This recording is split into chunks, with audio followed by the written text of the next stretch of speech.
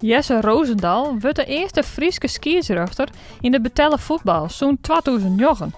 Zijn eerste stappen op het voetbalveld maakt er bij zijn club in de Westereen. Wat wie ik 4, maar ik mocht dus voetballen. Ik denk rond 4 jaar ben ik hier begonnen als mini-pupil. Toen had ik nog wat jaar judo, toen moest ik de keuze maken om definitief te gaan voetballen of te gaan judo. En toen had ik voetbal gekozen. Over het mooiste moment in zijn voetbalcarrière hoeft Jesse net lang na te denken. Er springt maar in een moment bovenuit, dat weer het wonder van Belsum. Hier 4-0 op een kont kregen, of 0-4 en daar zij ze in winnen. Nou ja, dat stipt me nog wel bij op wat we daar flikt hebben. Dat vind ik absoluut het hoogtepunt.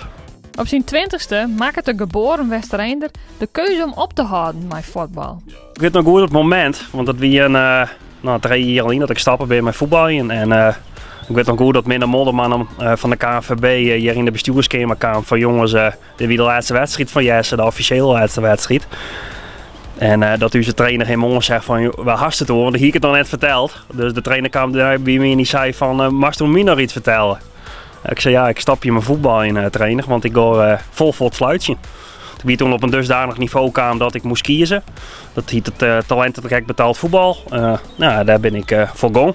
Het talententraject betalen voetbal bestaat onder oren uit een betalen voetbalpakket. Het pakket bestaat uit, dat is fluiters in de tweede en derde divisie.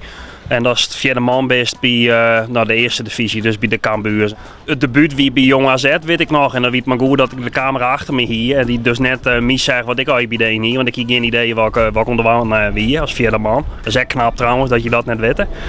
Maar nee, dat weet ik nog goed. Dat ik even voor het eerst het veld op kwam bij Jong AZ als laatste. Nou ja, dat is daar wat. Maar een prachtig mooie ervaring. Al vlot volg je er een aantal hoogtepunten.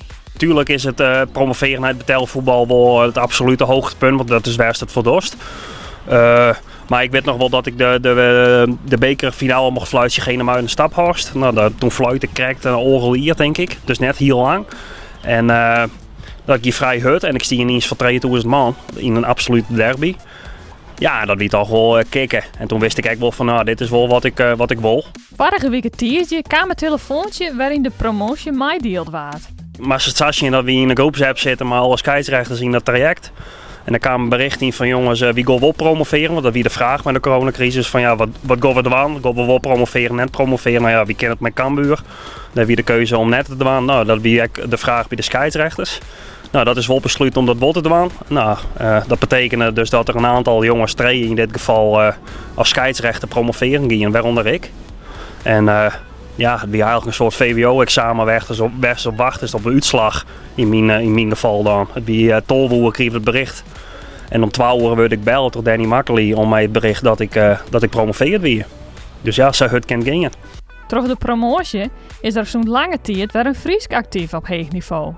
Als enige scheidsrechter, want er zijn een hoop grensrechters die actief zijn. Er is nou ook weer in gepromoveerd van Utrecht. Ja, dus als scheidsrechter is het wel prachtig natuurlijk. En daar ben ik wel grutskop. Op de vraag waar de laatste actieve Friesk wie, moet Jesse het antwoord schuldig blijven. Maar ik weet wel de laatste wedstrijder, dat is Jan Dalstra.